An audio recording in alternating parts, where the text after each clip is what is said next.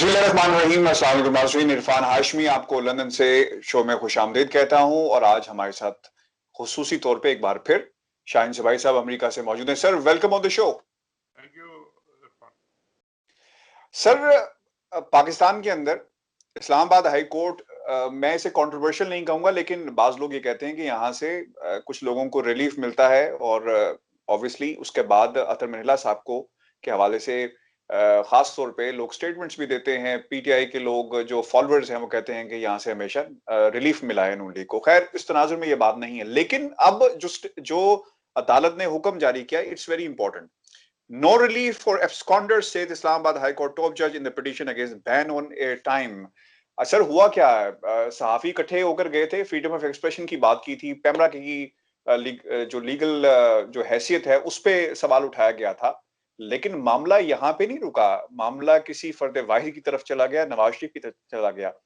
आपको लगता है कि सहाफियों का ये इसको तकसीम किया गया है या इस्तेमाल किया गया है, या वाकई कुछ सहाफी ऐसे हैं जिन्होंने जानकर ऐसा किया और हालात को ट्विस्ट करने की कोशिश की? इरफान, ये जो पिटीशन गई है और जो सब्जेक्ट इसका था और जिस तरीके से ये फाइल की गई, जिन लोगों ने साइन किए, ये मेरा ख्याल है एक बहुत बड़ा जिसे कहते हैं उर्दू में कि हाथ हुआ है हमारे मीडिया के साथ और जर्नलिस्टों के साथ, क्योंकि इसमें जो नाम है वो इतने सीनियर और रिस्पेक्टेड नाम है कि वो कभी किसी पर्सनालिटी के लिए कोई रिलीफ मांगने का सोच भी नहीं सकते। मैंने तो अक्सर के साथ काम किया है जिसमें सीनियर तरीन लोग हैं। आइया रहमान साहब है, गाजी सलाउद्दीन साहब है, जुबैदा मुस्तफ़ा है, जियाउद्दीन साहब तुम्हारे अरसे से कोलीग रहे, और इसी तरह जाहिद हुसैन और बेशुमार सीनियर लोग जो हैं कराची में है, वो डायरेक्टली ये जो पॉलिटिक्स है टीवी की और इसमें इन्वॉल्व भी नहीं है, वो लोग अपना काम करते रहते हैं।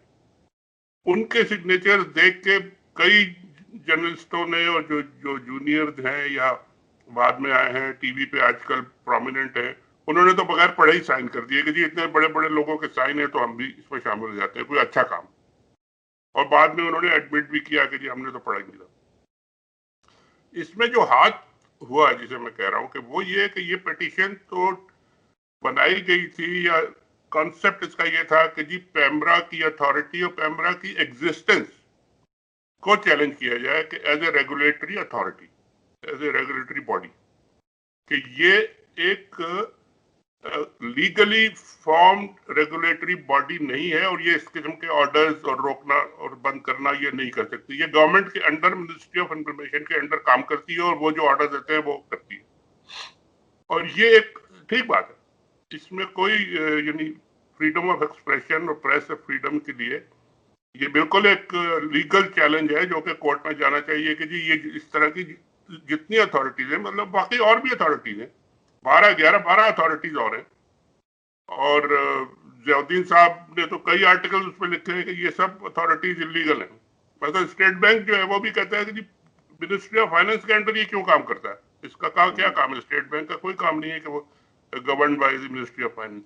ओगरा है, पता नहीं और क्या है, दूसरी तीसरी जितनी भी अथॉरिटीज हैं, उन सबको चैलेंज इकट्ठा करना चाहिए था। नंबर एक, अगर ये इंटेंशन उनका ये था कि जी ये पैमरा को चैलेंज करना है, तो वो सारी अथॉरिटीज भी इसी तरह है, अवामी मुफाद में, अवामी मुफाद में, या मतलब है कि कॉन्स्टिट्यूशनली उनको इंडिपेंडेंस देना है और ऑटोनॉमी देना है ताकि वो अपना काम सही कर सके, under without pressure and without fear and without favour वो काम करें अपना। इन्होंने सिर्फ पैमरा को चूज किया, और पैमरा को चूज किया और सिर्फ एक दो उनके जो डायरेक्टिव थे नवाज शरीफ के हवाले से उनको पिकअप किया, और जो सबसे बड़ा इन्होंने काम इसमें किया जिससे कि ये पूरी पिटीशन का बेड़ा गर्क किया, और जितने बड़े सीनियर लोगों को इन्होंने, मैंने तो एक पीस भी लिखा, एम्बेरस किया, बाकायदा एम्बेरस किया कि जी is a convict, proclaimed offender और absconder deprived of the fundamental rights guaranteed by the constitution। और भाई कॉन्विक्ट वो हो गया, अगर एब्सकॉन्डर है तो उसका तो पासपोर्ट ही जब्त हो गया, उसका तो आईडी कार्ड ही कैंसिल हो गया, उसको आप कौन सा राइट, किस चीज under what law what constitution देना चाह रहे हैं?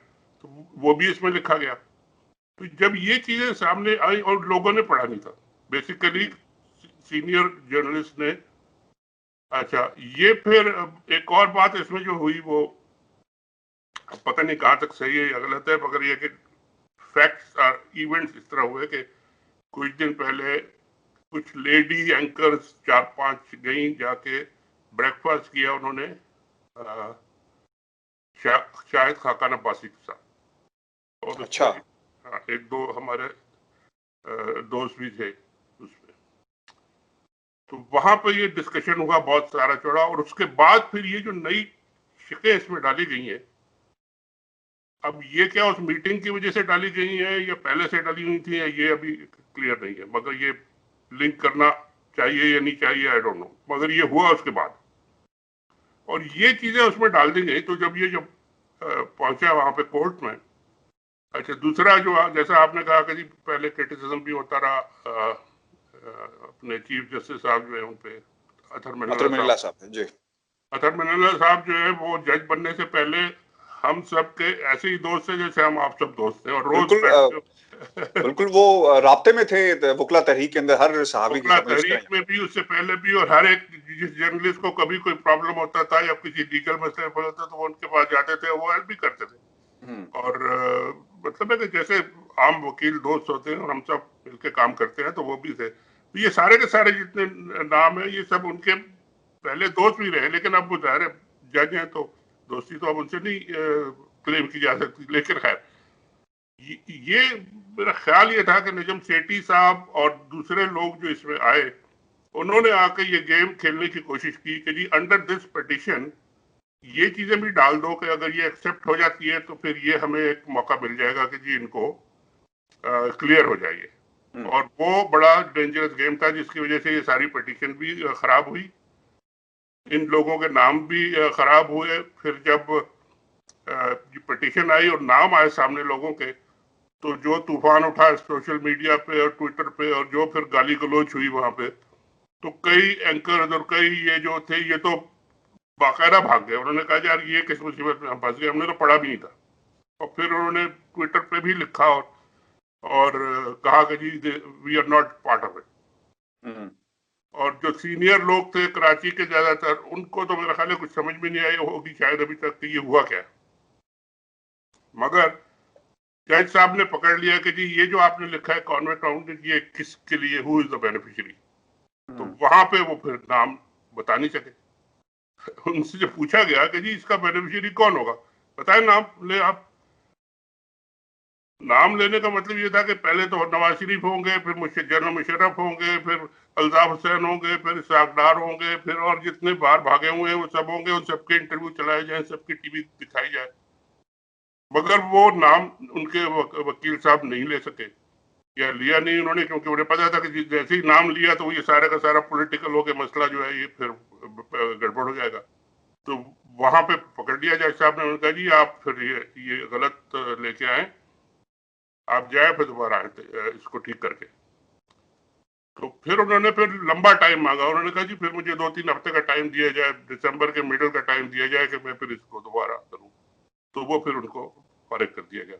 मगर इस दौरान में जो मीडिया को और जो हमारे मीडिया के दोस्त हैं या इस फ्रीडम ऑफ एक्सप्रेशन का जो इशू है उसको इन्होंने बड़ा नुकसान पहुंचाया, लिंक करके ये जो मिंगल कर दिया ना कि एक कॉन्विक्ट को भी इजाजत दी जाए और उसके साथ ये कि कैमरा को बंद कर दिया जाए। तो ये दोनों इश्यूज आजकल के हालात में आपको पता ही है कि कितने हॉट इश्यूज हैं। उससे बड़ा नुकसान हुआ। अब देखें जब जो दोबारा आते हैं इसमें से क्या वो निकालते हैं और क्या दोबारा वो इसमें पेश करते हैं और कितने लोग खड़े रहते हैं। मुझे नहीं लगता कि बहुत से लोग इसके साथ खड़े चलेंगे। क्रेडिबिलिटी लोगों को लगता है कि शायद इससे उसे नुकसान पहुंचेगा। काफी उनका नुकसान हुआ है और काफी वो इस तरह के पॉलिटिसाइज जो पिटीशन है उसमें खड़े होना शायद कोई सीनियर लोग नहीं चाहेंगे। बिल्कुल सही आपने कहा। सर कुछ दूसरी खबरें भी हैं। शेख रशीद साहब ने आज बहुत गरजे बरसे हैं और वो ये कहते हैं कि नून लीग की सियासत बंद गली में है। मैंने उसके ऊपर रिएक्शन दिया था कि ये बंद गली अब दोनों तरफ से बंद हो गई है और अब कोशिश कर रहे हैं कि दीवार फलांग के जाया जाए, वो भी रास्ता इन्हें नहीं मिल रहा। एक उन्होंने कहा कि मेरे हलके को अगर कंपेयर किया जाए, यानी जो पॉपुलेशन है और जो वोटर्स की तादाद है गिलगित बल्तिस्तान पूरे की, तो उतनी तादाद वहां पे है। और आप और उसमें भी डिवीजन हो गई, इंडिपेंडेंट्स आ गए, नून लीग का वोटर आ गया, पीपल्स पार्टी का आ गया, तहरीक इंसाफ का आ गया, वहां भी डिवीजन हो गए। तो आप किस तरह इस बयानिए को पूरे मुल्क पे मुसल्लत कर सकते हैं और कह सकते हैं कि अवाम ने रिजेक्ट कर दिया और या इमाम ने एक्सेप्ट कर लिया? तो और एक बाबर अवान साहब ने सर बात कही है और ये कहते हैं कि नून लीग पर पाबंदी लग सकती है, ऐसा इशारा उन्होंने दे दिया है। अब सर क्या होगा? पाबंदी लगेगी कि ये सियासतदान जज्बात में आकर ऐसी बातें कर देते हैं, या वाकई काम तो ऐसे ही किए जा रहे हैं कि पाबंदी लग जाए? देखिए, शेख रशीद साहब तो ये बात बंद गली की बहुत अरसे से कर रहे हैं और कोई नई बात उन्होंने नहीं की है। वो बात इसी तरह की करते हैं क्योंकि वो बात जरा खुली डुली करते हैं, आम अवामी लेवल की और अवामी जबान में इस तरह की बात वो करते हैं और वो मेरा ख्याल है लोगों को पसंद भी आती है और कुछ उसमें सच्चाई भी होती है। बाजी बातें क्योंकि अंदर बैठे हुए हैं, कैबिनेट में भी बैठे हैं, लोगों से मिलते हैं, पिंडी के लोगों से मिलते हैं, तो वो बाजी बातें उसमें ठीक भी होती है, लेकिन वो इशारों किनारों में बात करते हैं और बिल्कुल ठीक है। तो वो तो सही है कि इनकी सियासत का जो कोई मतलब है कि डायरेक्शन तो नजर आ नहीं रही थी पहले से। इन्होंने पूरा पीडीएम जो बनाया वो बनाया कि जी हम सिर्फ इमरान खान को निकालना चाहते हैं, तो फिर अगर उसके बाद का कोई ना किसी के पास प्लान, ना किसी के पास कोई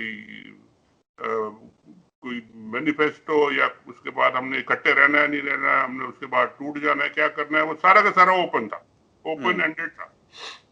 मगर ये कि जो बैन करने वाली बात है मेरा ख्याल है ये पॉलिटिकल बातें, प्रेशर टैक्टिक्स हैं। बहुत से और लोग भी हैं जो कि क्योंकि इनकी तरफ से बहुत सारे तर्जुमान हैं, जो लीडर्स हैं, जो आके बड़ी जोर जोर से बातें करते हैं, गाली गलौज करते हैं, तो गवर्नमेंट की तरफ से भी कुछ दो चार हैं जो कि जवाब देते हैं। मगर वो इतना मेरा ख्याल है सीरियस इशू नहीं है कि जी कोई बैन वैन करना पार्टी को कोई आजकल पॉसिबल भी नहीं है और जरूरत भी नहीं है उसकी।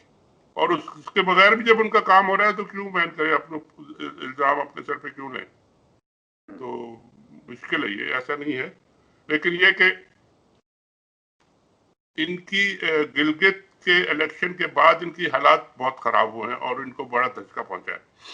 अब अगर बिलावल साहब का स्टेटमेंट आप रिकॉल करें तो वो कहते थे कि हम यहाँ से हुकूमत हटा के और अपनी हुकूमत बनाएंगे और फिर उसके बाद हम इस्लामाबाद की हुकूमत हटाएंगे इसी बेसिस पे, क्योंकि लोगों ने रिजेक्ट कर दिया गिलगित में।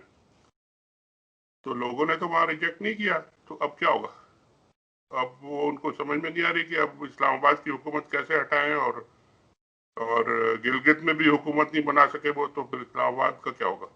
तो ये सब बातें हैं, क्योंकि जाहिर है वो उनके पास कोई इशू है नहीं, कोई एजेंडा है नहीं, कुछ तरीकाकार है नहीं कि जिस तरीके से वो हुकूमत को हटा सके। प्रेशर बिल्डअप करना चाहते हैं पब्लिक में। लोग आजकल एक तो वो कोरोना की वजह से लोग नहीं आ सकते, गवर्नमेंट के रिस्ट्रिक्शंस भी हैं और इतने बड़े बड़े जलसे भी नहीं हो सकते, और अगर हो भी जाए तो उससे कोई फर्क भी नहीं पड़ता।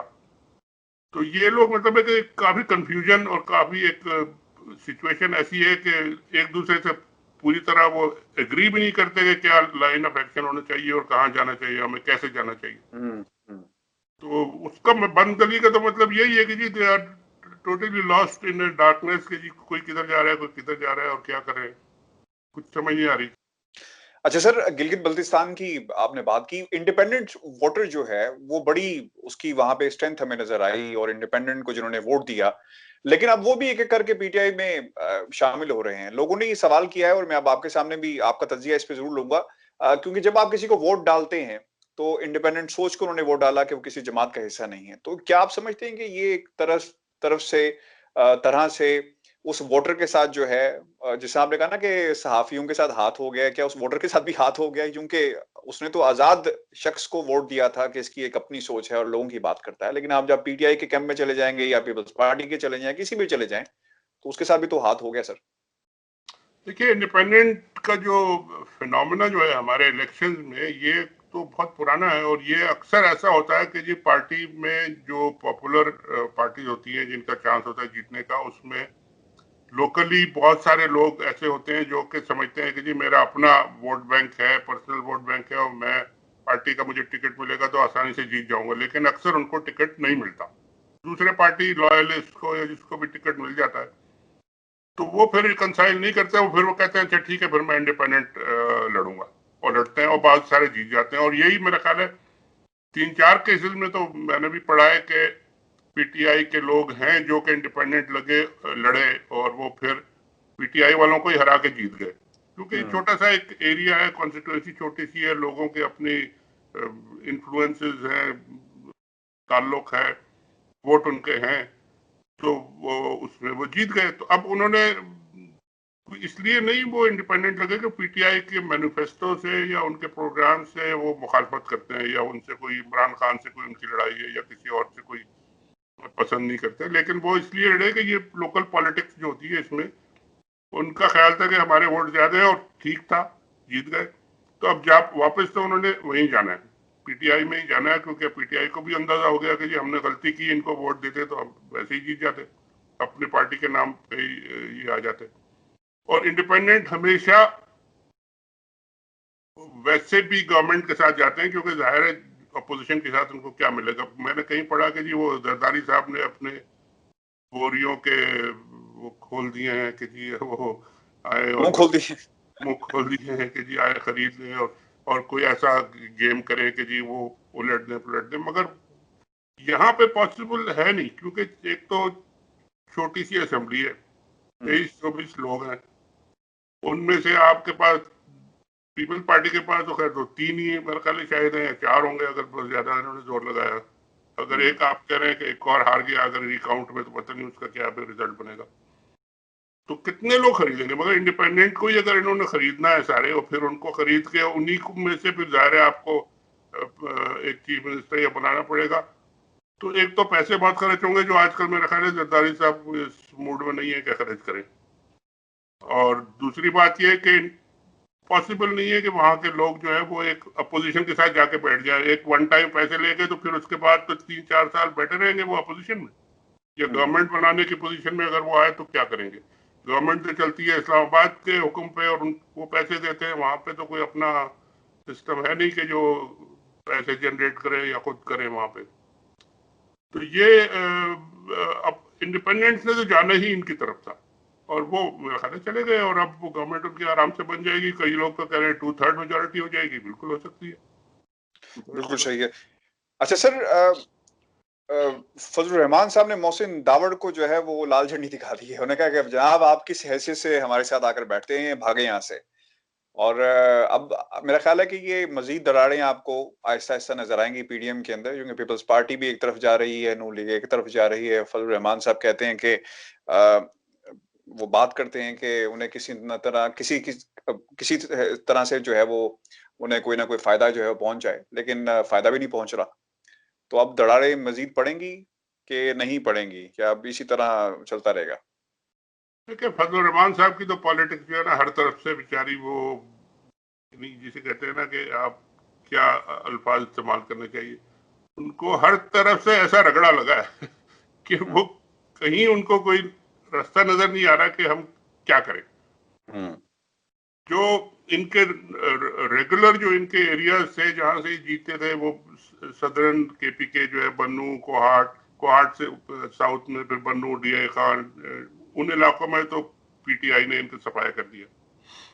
जो इनकी बड़ी कॉन्स्टिट्यूएंसी थी वो तालिबान थी, और वजीरिस्तान और ट्राइबल एरियाज के लोग, क्योंकि उनके सारे दोस्ती हैं और उनके सारे मदरसों के लिंक्स और वो सारे थे, उन सबको भगा दिया फौज ने वहां से निकाल के। अब रह गए जो इनकी जो मुकाबले पे एएनपी वाले थे, जहाँ पे इनका लड़ाई होती थी, वली खान पार्टी, अपना असफदयार वाली पार्टी, और इनसे जो होती थी, वहां पे अब ये एलाइज हो गए, तो अब इनको समझ नहीं आती कि इनसे लड़े या ना लड़े या क्या करें।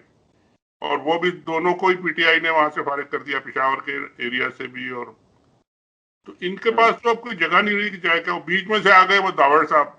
अब उनका मुझे एग्जैक्टली मुझे याद नहीं है ये क्या उनका मैनिफेस्टो क्या है। वो तो मैंने सुना है कि कोई बहुत ही रेडिकल किस्म की बातें करते हैं, और पता नहीं तोड़ने की बातें और फोड़ने की बातें करते हैं, ये क्या करते हैं वो। लेकिन ये कि उनका कोई जगह मौलाना साहब के हिसाब से बनती नहीं है इस सारी नेशनल पॉलिटिक्स में। तो मौलाना साहब उनको, क्योंकि वो अगर लेंगे तो मौलाना साहब की सीटें लेंगे, और तो कोई वहां पे किसके वोट लेंगे वो? अच्छा, सर एक इम्पोर्टेंट चीज है, शेख रशीद साहब ने दावा किया है कि अभी भी मेरे पास खबर आई है कराची जलसे के हवाले से कि आसिफ अली जरदारी साहब ने नवाज शरीफ को की तकरीर जो है वो नहीं होने दी। ये शेख रशीद साहब का इंकशाफ है और वो ये भी कहते हैं कि फजल रहमान साहब, आपको याद होगा कि आसिफ अली जरदारी साहब को अस्पताल में मिलने गए और उन्होंने कहा कि शाम को नवाज शरीफ जो है वो तकरीर करेंगे, तो इस पर आसिफ अली जरदारी साहब ने कहा कि जनाब तकरीर नहीं होनी चाहिए। ये इंकशाफ किया गया है शेख रशीद साहब की तरफ से। ये बिल्कुल सही है, ये होगा, क्योंकि जरदारी साहब अपनी हुकूमत को तो वो खतरे में नहीं डालेंगे ना। वो जरदारी साहब की सिंध में हुकूमत है और वहाँ जलसा हो रहा था, वहाँ उन्होंने म्यूजिक जो भी होता, जैसा कि म्यूजिक पंजाब में ये फेस कर रहे हैं, वो उन्होंने फिर करना था। और वो तो आजकल बस लाइंग लो एंड गुडी गुडी करके तो बस अस्पताल जाके बैठ जाएं, और बिलावल साहब जाए, आप 1 महीना गिलगित में गुजारे, आप तकरीरें करें, फैशन शो करें, वो ठीक है, बिल्कुल पॉसिबल है, सही है। और वो उन्होंने मना किया होगा कि जी यहाँ ना करें, आप जाएं जहाँ जाके मर्जी करना है करें। अब उनको फिर करना भी पड़ा, नहीं की उन्होंने तकरीर। अब उसकी वजह जो भी वो बताएं, लेकिन ये कि बात बिल्कुल सही है कि जी वो Sindh government could not afford कि इस तरह की तकरीर और इस तरह की बातें होती। और इन बातों का असर क्या हुआ, ये भी तो आप देखें ना, कितना नुकसान इन बातों से हुआ है उनको, कि बैन लग गया उनकी तकरीरों पे, बैन लग गया उनके बयानात पे। उनका नाम, कोई अदालत में गए तो अदालत ने उठा के वो फेंक दिया कि जी आप क्या कॉन्वेंट को आप क्या हमसे रिलीफ मांगने के लिए आ गए, और इतने बड़े बड़े लोगों के नाम वो उसमें खराब कर दिए। यानी जिसने भी ये प्लान बनाया था, बड़ा खराब प्लान बनाया था, ये जो इस्लामाबाद हाई कोर्ट का था। तो इनको फायदा क्या हुआ ये सारी बड़ी कन्फ्रंटेशन? और इनको तो कोई फायदा नहीं हुआ। हाँ, जरदारी साहब को फायदा हो गया कि वो बड़े आराम से सुकून से बैठे हैं, अभी तक उनके खिलाफ कुछ नहीं हो रहा। सर एक और इम्पोर्टेंट चीज, क्योंकि आज ये शेख साहब की तरफ से ही कहा गया था कि इमरान खान साहब बात करने के लिए तैयार हैं, लेकिन एनआरओ पे और नैब के अलावा बात हो सकती है, इन दो चीजों पे बात नहीं हो सकती। आपको लगता है कि कहीं ना कहीं बैकडोर कोई ना कोई चीज चल रही है, इस तरफ से कोशिश की जा रही है कि राब्ता किया जाए और कोशिश की जाए? क्योंकि शेख साहब जब ऐसी बातें करते हैं तो इट मीन्स कि कहीं ना कोई ऐसी बात हुई है या इशारे दिए गए हैं और हुकूमत ने, और ऑब्वियसली वो सामने आए मीडिया। इमरान खान साहब तो ये बहुत पहले से कह रहे हैं कि जी हम बातचीत हर इश्यू पे करने के लिए तैयार है, सिवाय केसेस के, एनआरओ के।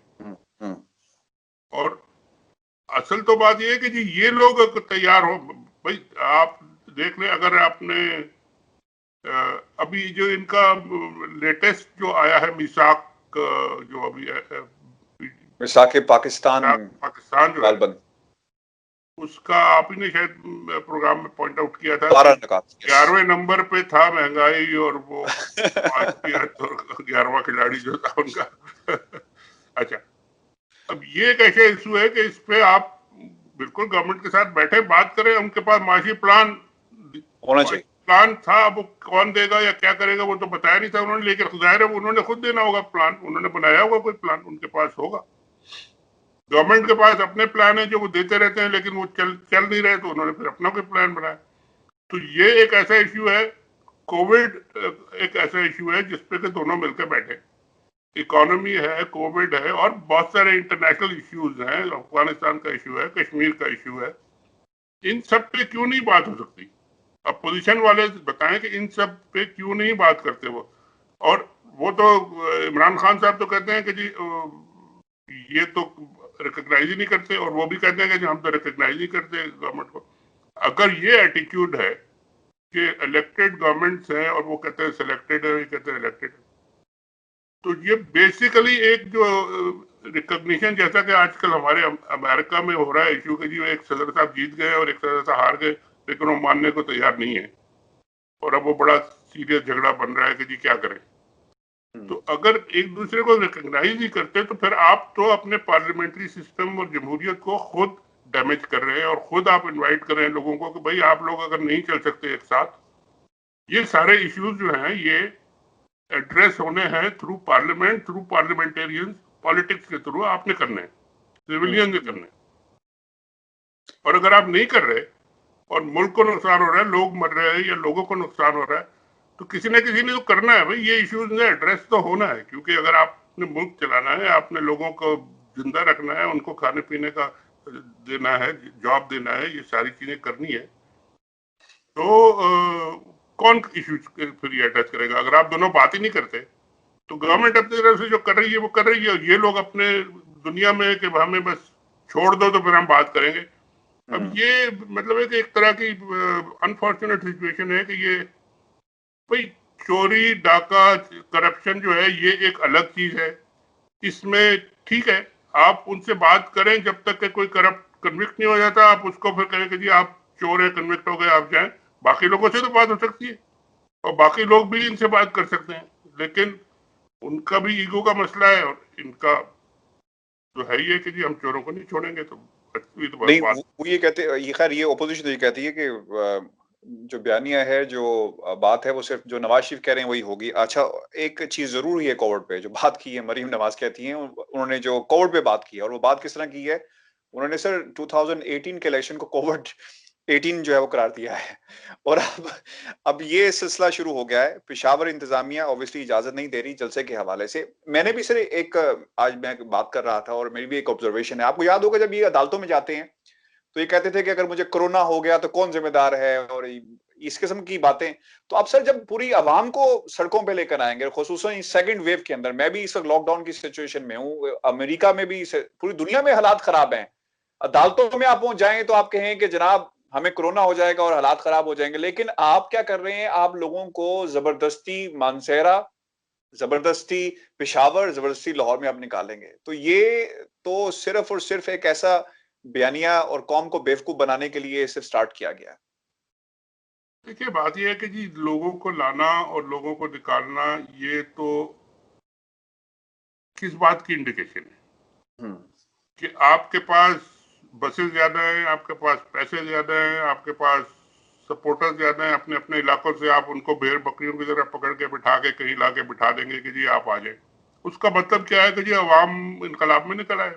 मुझे तो नहीं लगता। आप जितने मर्जी लोग अपने एरिया से और कॉन्स्टिट्यूंसी से भर के ले आए बसों में और उनको रोटी भी खिलाएं, उनको नान भी खिलाएं, उनको कीमा भी खिलाएं, उनको पैसे भी दें, उनको बिठाएं लाके, तो दैट डज नॉट मीन कि जी आपकी कोई पॉलिटिकल बहुत बड़ी पावर है। ये तो आम लोग जो है, जो कि इन्वॉल्व है, जो कि महंगाई से इफेक्टेड लोग हैं, पॉलिटिकली गवर्नमेंट से अगर वो नाराज है, वो खुद ब खुद आए, लोकल लोग आए ना। पेशावर के लोग आए। आप अगर मर्दान से, चारसद्दा से, कोहाट से, दुनिया भर से, आप मानसेरा से आप लोग अगर भर के ले आए और कहें कि जी ये पेशावर का क्राउड है, तो पेशावर का क्राउड तो नहीं है वो।